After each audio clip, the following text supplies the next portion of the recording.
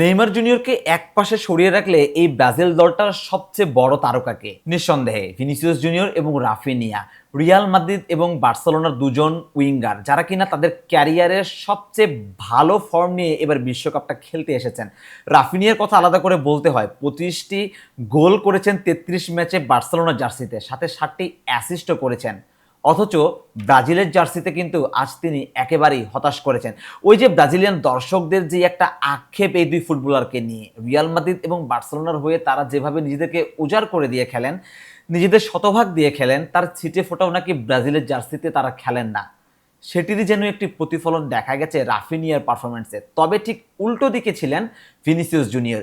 Vinicius junior আজ ব্রাজিলের জার্সিতে তার 50তম ম্যাচ খেলতে নেমেছেন এবং এই 50তম ম্যাচে তিনি ব্রাজিলের ইজ্জতটা বাঁচিয়েছেন। ঠিকই শুনছেন, 21 মিনিটে ব্রাজিল যখন গোলটা খেয়ে মোরালি পিছিয়ে পড়ল, সেখানে কিন্তু তার 11 মিনিট পরে ভিনিসিয়াস জুনিয়রেরই দুর্দান্ত একটি গোলে ব্রাজিল সমতায় ফেরে এবং শেষ অবধি ভিনিসিয়াস জুনিয়রের ওই গোলটি ব্রাজিলকে মাথা উঁচু করে মাঠ ছাড়তে সাহায্য করেছে। মাথা উঁচু করে এজন্যই বলছি, আজ ব্রাজিল মাঠে যে ফুটবলটা খেলেছে, তাতে করে যদি মরক্কোর বিপক্ষে তারা 2-3টা গোলেও হেরে যেত, তাতেও অবাক হওয়ার কিছু থাকতো না।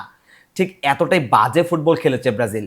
এবং বাজে ফুটবল খেলার কথা যদি আসে, সেখানে রাফিনিয়ার নামটা কিন্তু সবার উপরে আসবে। আচ্ছা, রাফিনিয়া যে পারফরমেন্স করলেন, যেভাবে তিনি ব্রাজিলের জার্সিতে নিজের নামের প্রতি অবিচার করলেন, সেটি কিন্তু ব্রাজিলিয়ান দর্শকরা এবং ফুটবল প্রেমীরা অনেকদিন মনে রাখবে। এই রাফিনিয়াকে একেবারে অচেনা লেগেছে। সবশেষ 2 মৌসুমে বার্সেলোনার জার্সিতে যে রাফিনিয়াকে দেখে অভ্যস্ত ছিল ফুটবল প্রেমীরা, আজ সে রাফিনিয়ার 1% দেখা যায়নি। তিনি তো বলের যোগান দিতে ব্যর্থ হয়েছেনই, সেই সাথে সহজ সুযোগও কিন্তু তিনি মিস করেছেন ম্যাচের একেবারে শেষ মুহূর্তে গিয়ে। বুনো গিমারেসের বাড়ানো বলটা যদি তিনি পা লাগাতে পারতেন, ব্রাজিলকে গোলটা এনে দিতে পারতেন, তাহলে কিন্তু আজ গল্পটা ভিন্ন রকমই হতে পারত। রাফিনিয়া কিন্তু ভিলেন থেকে হিরো বনে যেতে পারতেন, তবে সেটি হয়নি। অন্যদিকে ভিনিসিয়াস জুনিয়র শুধু মাঠে ভালো ফুটবলই খেলেননি, ম্যান অফ দ্য ম্যাচের পুরস্কারটা জিতেননি, তিনি কিন্তু মাঠে প্রকৃত লিডারের আচরণটা করেছেন।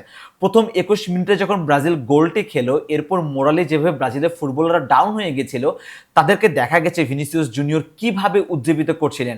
শুধু ফুটবলারদেরই নয়, তিনি যেভাবে দর্শকদের সাথে গিয়ে ইন্টারাকশন করছিলেন, তাদেরকে বারবার বলছিলেন তাদেরকে উৎসাহ দিতে, মোরালি ডাউন হওয়া ব্রাজিলিয়ানদেরকে আর দুধুরি না দিতে, সেটি কিন্তু একজন প্রকৃত লিডারের লক্ষণ। অর্থাৎ ভিনিসিয়াস জুনিয়র মাঠের পারফরমেন্সের সঙ্গে সঙ্গেও কিন্তু ডাগ আউট এবং ড্রেসিং রুমটা সামলানোর যেই একটা ক্যাপাসিটি, সেটিও যে নিজের মধ্যে আয়ত্ত করে ফেলেছেন, সেটির একটি প্রমাণ রেখেছেন মরক্কোর ম্যাচের বিপক্ষে।